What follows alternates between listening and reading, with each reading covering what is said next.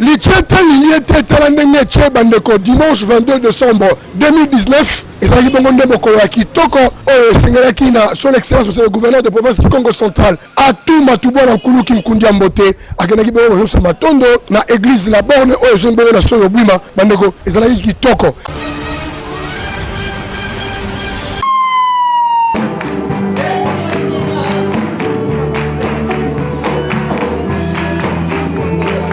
C'est à l'occasion de la célébration de ses 20 ans d'existence à Matadi que l'église La Borne Matadi a été honorée ce dimanche 22 décembre 2019 avec la participation du gouverneur Atou Matubwana Nkuluki à ce culte dominical organisé pour la circonstance. Le patron de l'exécutif provincial du Congo central est allé répondre à l'invitation de cette assemblée de Dieu qui reconnaît en lui un homme intègre qui craint Dieu et dont l'humilité n'est plus à démontrer, lui qui n'a jamais hésité en un seul instant à communier avec n'importe quelle église du pays.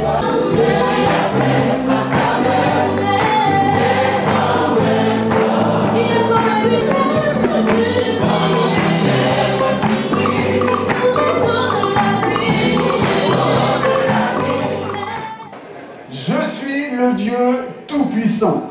Dans son message tiré du livre de Genèse, chapitre 22, au verset 13 à 14, l'orateur du jour est revenu sur l'histoire de Jacob, fils d'Abraham, qu'il a également paraphrasé au livre de Genèse, chapitre 20, du 14e au 15e verset, où les puits qu'Abraham avait creusés pour son fils Isaac a été saboté par les Philistins.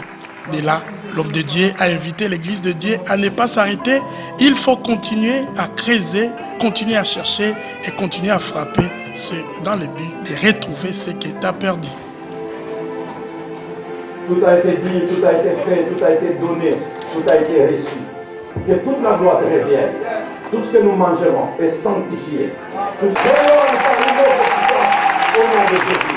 Que la gloire et le nom te reviennent, que ton peuple soit béni et que la paix du Seigneur soit sur chacun de nous. Au nom de Jésus. Amen. Le Seigneur vous bénisse tous.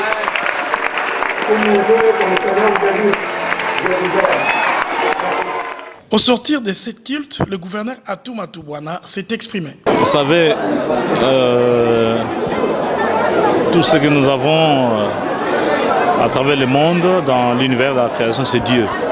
Et la manifestation de Dieu, c'est à travers sa créature ou ses créatures. Et nous, en tant que créatures de Dieu, nous avons l'ultime devoir de lui rendre gloire à chaque fois, parce qu'il est dit lui-même dans la Bible quand il nous demande de prier sans cesse. C'est pour le glorifier davantage. Et aujourd'hui, avec le centre évangélique francophone La Borne qui vient de totaliser 20 ans d'évangélisation dans la ville de Matadi, dès que nous avons eu l'information, nous sommes dit que nous devons être à côté de nos frères et sœurs qui commémorent ces 20 ans d'évangélisation pour que nous puissions communier ensemble.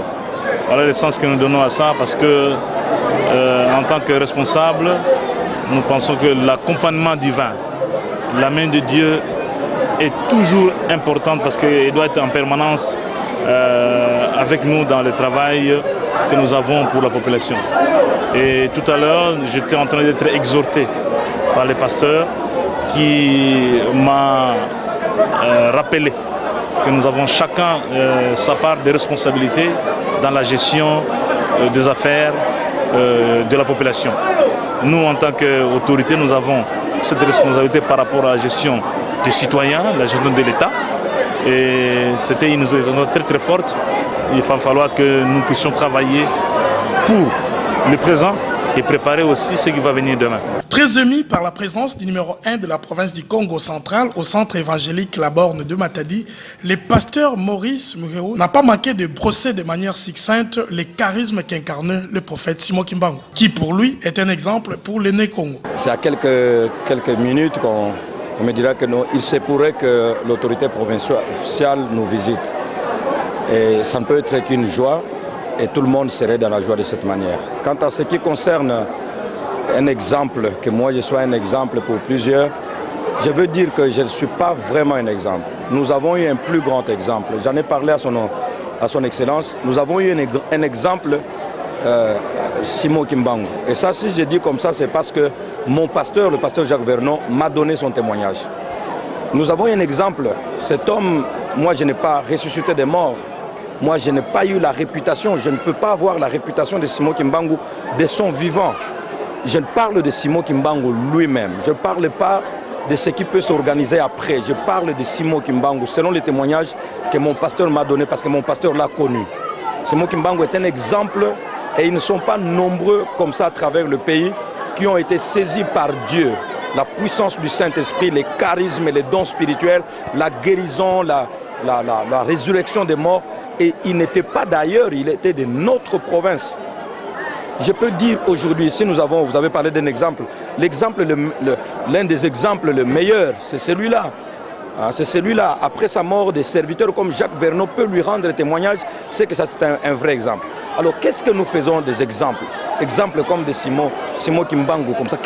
Si aujourd'hui Simon Kimbangu revenait, j'en ai parlé avec l'autorité provinciale, si Simon Kimbangu revenait à la vie, est-ce qu'il serait d'accord, il serait content, il serait béni dans cette ambiance qu'il y a dans notre province, pour ne pas parler de notre pays, notre port et tout ce qu'il y a?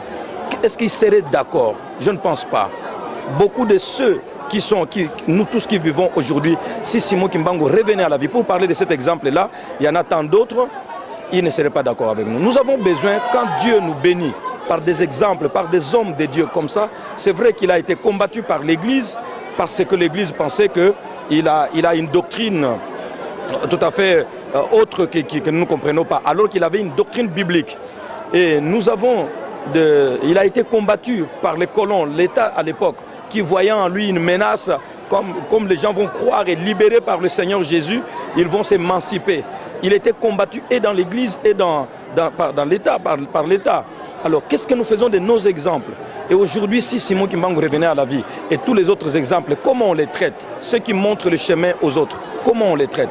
Une province, un pays ne peut pas, et c'est le message que Simon Kimbangu a prêché, par Jésus-Christ, parce qu'il a cru dans la Bible, c'est le message que tous les enfants de Dieu, tous les appelés, tous les vrais serviteurs, les vrais prophètes prêchent. Nous prêchons la vie en Christ. Sans Jésus-Christ, il n'y a pas de vie.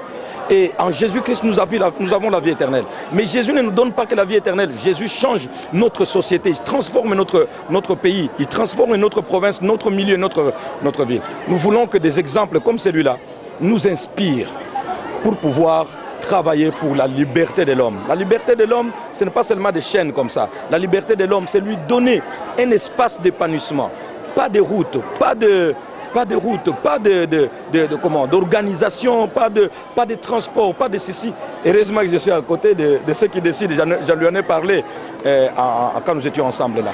Et ça, ce sont des choses, et les politiques et l'Église doivent mettre ensemble, pour lesquelles ils doivent se mettre ensemble pour travailler pour cette communauté-là, afin de le délivrer.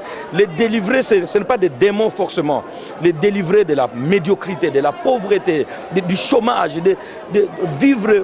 Vous avez l'impression que vous vivez en brousse, alors que vous vivez dans une province bénie par des prophètes et bénie naturellement par Dieu, avec les ports et tout ce que nous avons. Je pense que des exemples ne nous manquent pas. C'est nous qui ne suivons pas des exemples. Si nous pouvions marcher comme Simon Kimbangu en croyant en Jésus-Christ, cette province ne serait plus la même. Que le Seigneur vous bénisse. Merci. C'est dans une ambiance bon enfant que le gouverneur Atou Matouboana a pris congé du centre évangélique francophone La Borne de Matadi.